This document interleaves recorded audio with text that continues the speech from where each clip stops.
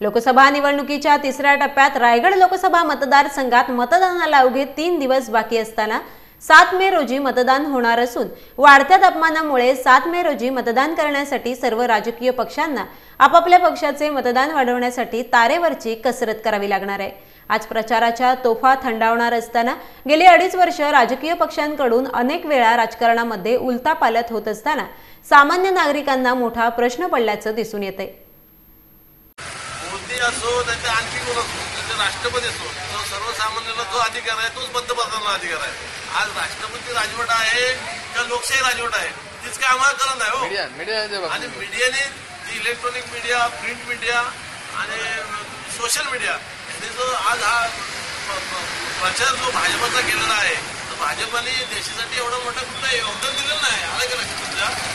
त्यांनी योगदान दिलं त्याला तुम्ही नाटक केलं आणि त्याचं घर आहे त्याला घरातून बाहेर टाकून दिलं आणि त्या घरात तुम्ही स्वतः जाऊन बसेल की रायगडचा मतदार संभ्रमामध्ये आहे तर मतदार काही संभ्रमात आहेत नाहीत कारण आम्ही मतदान जे केला होता तो पक्षाला बघून नाही व्यक्तीला बघून केला होता, परंतु आता ह्यांनी मतदारांच्या संगती जी केलेली गद्दारी आहे त्याचा धडा शिकवायला आता लोक एकदम वाट पाहत आहेत की योग्य वेळी योग्य निर्णय घेतला जाईल।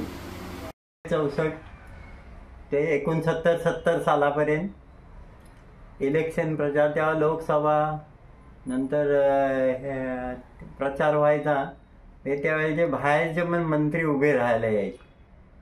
किशोर पवार, झोपडी निशाण, शोभा सावंत निशाण बैलजोडी, नंतर इतर रिपब्लिकन पक्ष हत्ती आणि दुसरे कोण इतर मधले अपक्ष वगैरे ते तराजू निशाणे असायचे। आणि त्यावेळेस इलेक्शन जीप गाडीतनं प्रचार कार्यकर्ते त्यावेळेस चांगले होते। आता तर सगळं डिजिटल झालेलं आहे, पण त्यावेळेस असं होतं की जे कोण आमदार खासदार कोण उभे राहायचे ते गावोगावी एक व्हिजिट द्यायचे आणि ते असं एक मुख्य ठिकाण ठेवून तिथं एक सभा घ्यायचे आणि ते नेमकं कसं मतदान करायचं ते बॅलेट पेपर होते, त्या बॅलेट पेपरवर कसे त्याची घडी घालायची, कुठे शिक्का मारायचा, तुमची खूण काय वगैरे वगैरे हे सगळं व्यवस्थित त्याचं विश्लेषण करून समजावून सांगण्याचं ते जास्तीत जास्त लोड घ्यायचं। बाकीचं आजच्या काळात जेवढं झालेलं आहे की डिजिटल आणि काय तेव्हा जास्त पार्ट्या पण नव्हत्या, नेमक्याच 1 ते 2च हे महत्वाचं होतं। आणि त्यावेळेची लोक जी होती ती निष्ठावंत होती आणि आपला जो कोण आहे प्रतिनिधी त्याच्या मागं बरोबर ते उभं राहायचं, एवढी मात्र लोक निष्ठावंत होते। आता तसं नाही झालं, आता जिकडे मिळेल तिकडे खातात, जिकडे मिळेल तिकडे जात आहेत। तसंच आहे कारण अरे कालचा माणूस आजला बोलतोय मी काल राष्ट्रवादीत होतो, आज काँग्रेसमध्ये आलो, मी आज काल काँग्रेसमध्ये होतो, आज सेनेत आलो, बघीन माझं जमलं तर बरं आहे नाही तर मी भाजपात जातो, हे असं झालं।